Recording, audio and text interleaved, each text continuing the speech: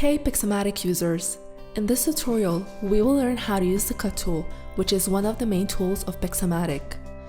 The cut tool allows you to cut out objects or subjects from your images.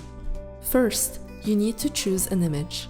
You may select a photo from your computer, browse the stock photo libraries, or select the existing cutouts. Let's choose an image from the computer. Now, select the cut tool and adjust the size of the brush by dragging the slider as such. Roughly outline your subject and make sure not to go too much over the edges.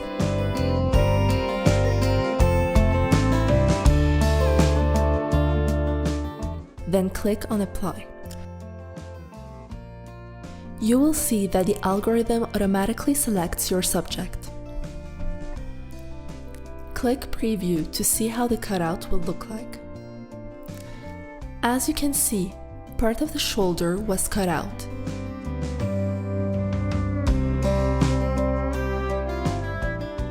Select the Fill tool and brush over those missing spots, then click Apply.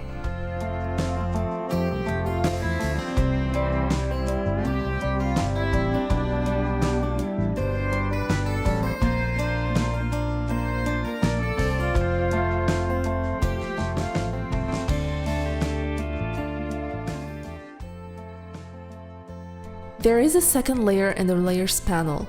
In its default state, this new layer is pinned to the background. Click on the pin icon to unpin the foreground.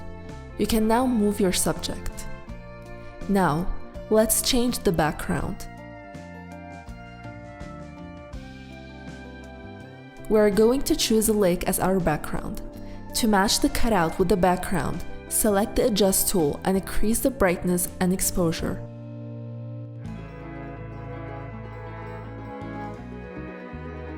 Click on Blur and select the fifth option.